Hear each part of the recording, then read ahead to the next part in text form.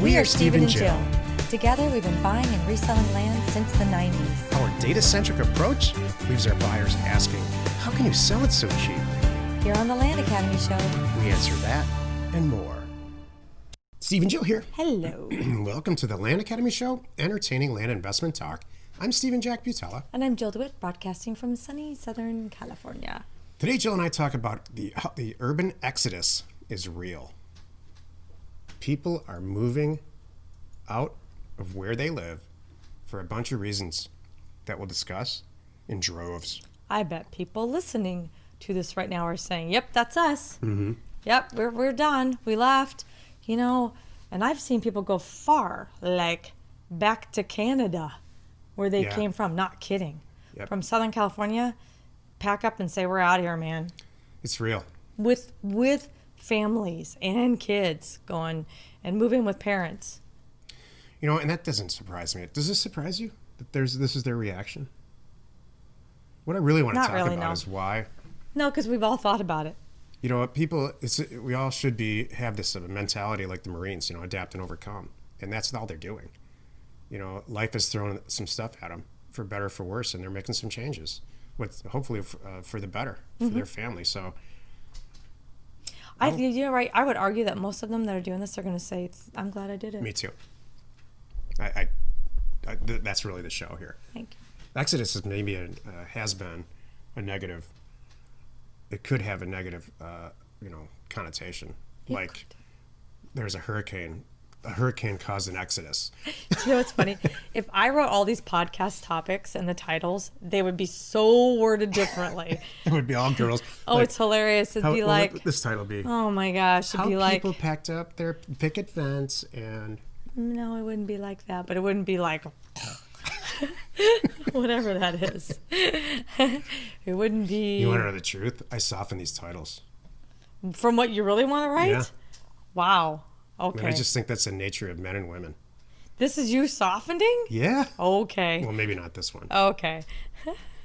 Before we get into it, let's take a question posted by one of our members on the landinvestors.com online community. It's free. Okay. Lucas wrote, "Hi everyone. One of my goals for Land Academy is to someday return to my home state of Vermont. Is there anyone in this community that has experience in the state of Vermont? If so, I would appreciate some pointers. I had looked into purchasing property for myself over the last few years, and I was stunned by the high cost of septic design and build. It's not uncommon for people to spend $35,000 to $45,000 on a septic system. I am told that mining and a new quarry activity has been halted in Vermont, so the all mound systems need to be transported from out of state, and it also drives up the cost. Jeez. Aside from that, land can be expensive there anyway. Yeah. I'd love to speak with someone who has had success in buying and selling in Vermont. I have a feeling they are a non-solicit state." By the way, what did they say? I'm curious. Was there a bunch of answers already? Oh, yeah. Okay, cool. By the way, I think this is Headshot Lucas. I was thinking that too. So, Headshot Lucas, you're incredibly intelligent, and this is an awesome question. Wait. It should be Glam Shot, because I do like the Glam Shot. Remember those in the mall? How sad is that? Yeah, I do. Can you imagine if I came home with you for your birthday and I had a picture of me with a bow around my neck that I had taken at the Glam Shots at the mall? Well, see, that's the same kind of like internal.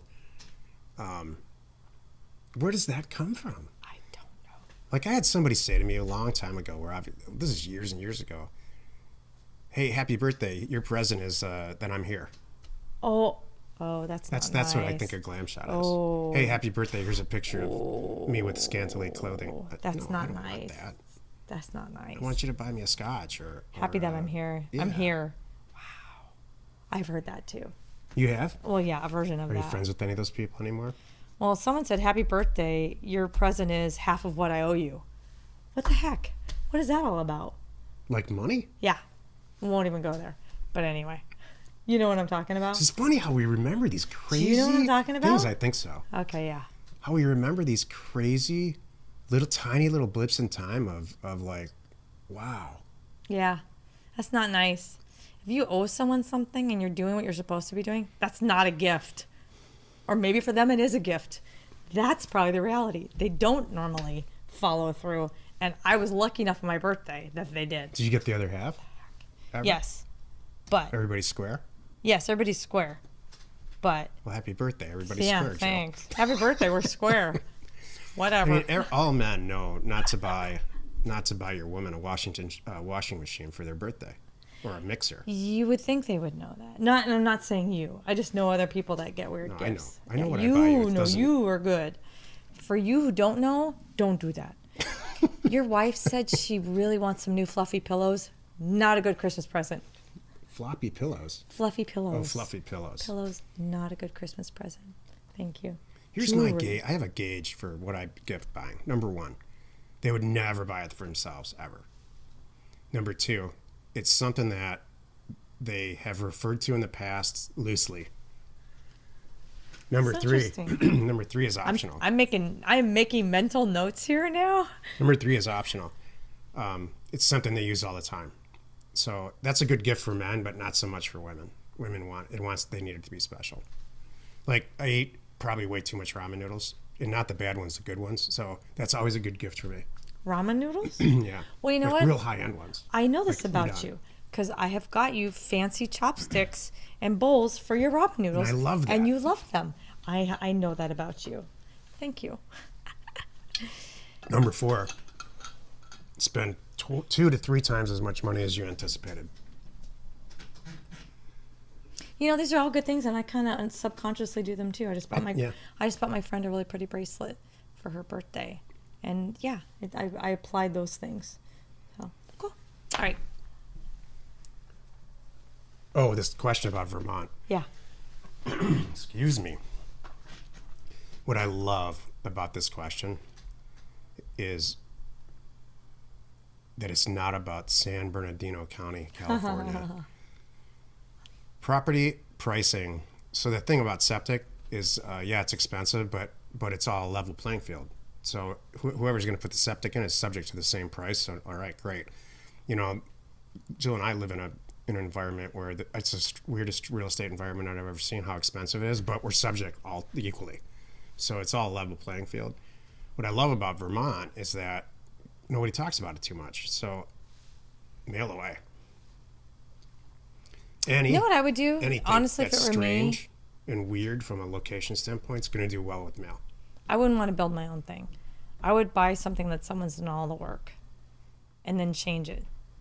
It's like, I don't want to put in a pool. You know, I want someone who's done the upfront expense and the work and the time and the permits. And I don't know how about Vermont is, but I just know how it is here in Southern California. And the permitting process and all of the city and legislature, whatever it is, rules far exceed how long it takes to build a house. I mean, I'm going to one-up you, Jill. Show me a time where it makes more sense to buy a house than build a house than buy one. Correct. You know, I think that may have been true a lot of years ago, but Maybe. it's not anymore. That's true. Almost ever. That's true. You're right. Back in the day, you know, Grandpa built Grandma a house, and it was the cheapest way to do it, and it was great. Not anymore. Good point. All these septic systems that he's referring to, I don't know this for a fact, but I'm pretty confident in saying they're all grandfathered in. So buy an old house that's fallen down and just replace it or something. There's a lot of different ways to do it. Should these things scare you and make you not want to mail there? No, not at all. Right. In fact, I think they would encourage me because it's weird.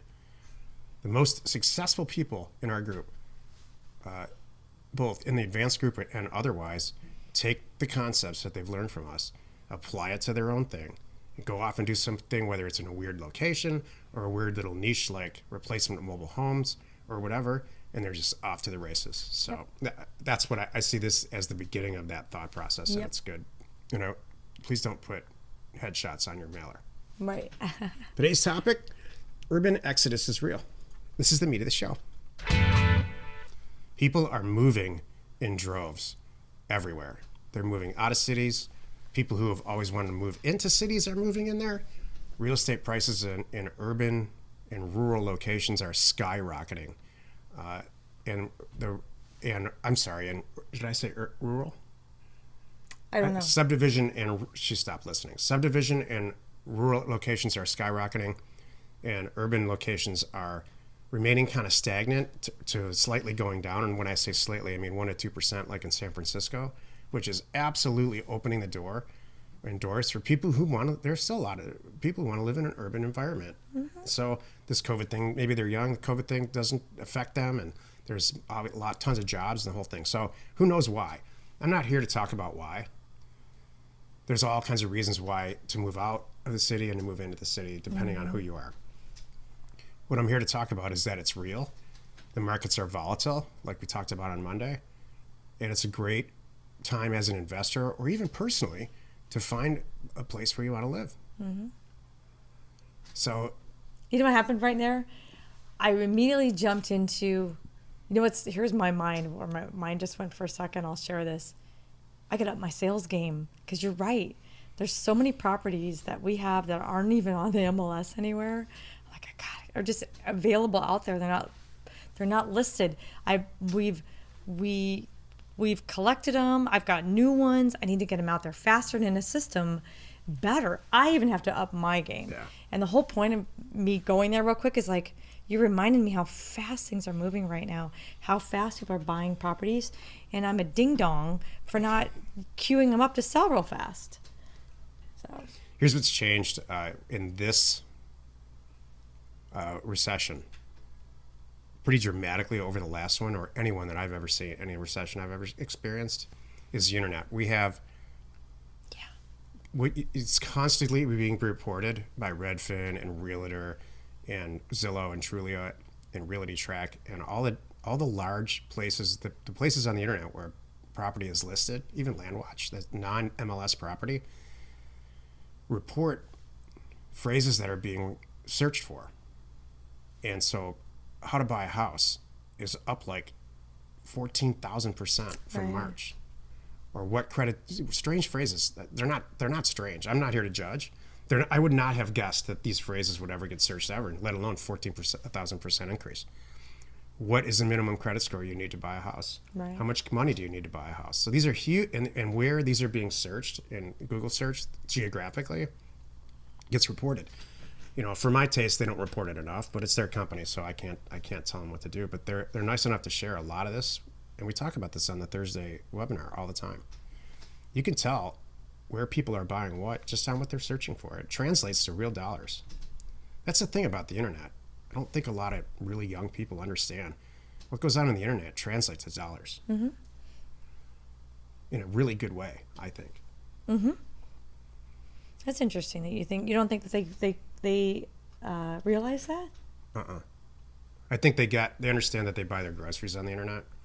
They understand that that it's probably cheaper to buy a car and better to buy a car, but from a retail / just consumer standpoint, everybody gets that. You mean online? And they scoff at people our age that because we don't buy our groceries on there yet, and they're not wrong. But I don't think that they understand that if they're sitting in an apartment on South of Market in San Francisco, looking at all the listings in Lake Tahoe, that translates to dollars for both people that are advertising on all these sites, and it's. Is there an age range that you're thinking, or just all age range? I don't want to get into that. Oh, okay, I don't sorry. think. You know what? I don't mean to pick on young people. I mean everybody. I don't think everybody understands how incredibly valuable typing in stuff into Google is for everyone. I thought everybody knew that. And I'm not discounting you. I'm apparently in my own little world over here. This just fascinates me. Do you think your mom knows that? Yeah, I do. You think she understands that? The value of key search and SEO and that kind of thing? Not SEO. Oh. Just the value of typing something in. Right. Where she's what sitting. It means to somebody else? Yeah.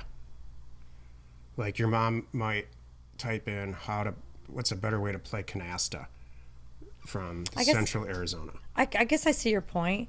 So again, I'm assuming everybody gets that. It seems like I'm assuming everybody would want to buy something for $1.50 instead of $3. That I get. That's I think my everybody point. Gets that. I'm like, why wouldn't everybody think that? Everybody gets that. Okay. I think it's pretty obvious that stuff's cheaper to buy on the internet than it is if you walk into the store, and it's obvious why. But if you have people in an urban area that are searching through the listings in a satellite area like Detroit and Chicago are saturating the Now I see. I'm searching the hell out of Traverse City right now. Okay, now I see. People like us know how to come in and find that back end data and use that data. Now I know what you're talking about. And it doesn't have to be talking on a phone. You could be calling us, we in our business as investors, I could spend my time calling all around the state to brokers and find out what's hot, what do people want, what are they buying, or I could use data like you do and come at it a much easier way from the back end and see, we understand. These are what people are searching, what they're clicking on, what they're sharing. Hold on a second, Jill. Let me be real clear about this. Okay. Clicks, everybody gets. Oh, that video of that guy belching his head off gets 17,000 views an hour. We all get that. And if now it's a good advertising candidate, and the people that are actually viewing it from a data standpoint are more likely to buy the soda that he's drinking, and we all understand that. Right. I am talking about searches. Okay. Not click-through rates, not advertising dollars, I hear you. Not keywords, not bids for words. I hear you. I think it overwhelms people, and I don't think they know what to do with it, too. I understand. It doesn't overwhelm me at all. I know that. That's why I have you. Does it overwhelm you? That's why I have you. If Hertz announced bankruptcy, Hertz, the rental car company, so there's all these, they keep announcing, we've got these cars. Right. We got. I get to see these great deals, but whatever. And so that's a search. Is it happening? It's happening. Okay. Are people really getting good deals? Yes. Because I go look and I'm like, I'm not spending that. Well, what I've been reading is the searches on that are, how do I buy a Hertz car, or how do I buy a used car? The net effect of what happened is they flooded the market with so many cars that it's hurting other people who are selling used cars. The used car market is deflated by pretty dramatically. Mm-hmm. I hear you. The pricing market. And it's all based on searches. So you can make a career out of this. I'm sure. Hopefully it's like a component of big data. I'm going to save you right now. She's not talking to me. We could go into this. No, I'm not talking to you. I'm talking to you. We could go into this for another hour, I'm sure. But I'm going to have him divide this up into 3 shows next week. Happy you could join us today. 5 days a week, you can find us right here on the Land Academy Show. Next Monday, join us for another interesting episode of the Land Academy Show. You are not alone in your real estate ambition. That's the reason there's 2 of us. Yes. Sometimes we save each other. Sometimes we save others. Sometimes we save ourselves from Sometimes stuff. we fail together. That happens too. Thank you for tuning in. We hope you find our That content. could be an extra. Hold on a second. Say it again. This could be the new Friday extra. Sometimes we save each other. Sometimes we save others. Oh. What's the other one? Sometimes we save I don't know. Sometimes we fail together. Oh. That's a whole extra for the show. Okay, save that. We hope you find our content valuable, and we appreciate your support. If you haven't done already, please zip over to our YouTube channel and hit the subscribe button. And your comments and suggestions help us create the type of content that you're here for, we hope. Hitting the like button on your favorite episodes helps to support our channel's algorithm and gauge your interest for future shows. And you know me, it's all about that data. We are Steven Jill. Information and inspiration to buy undervalued property.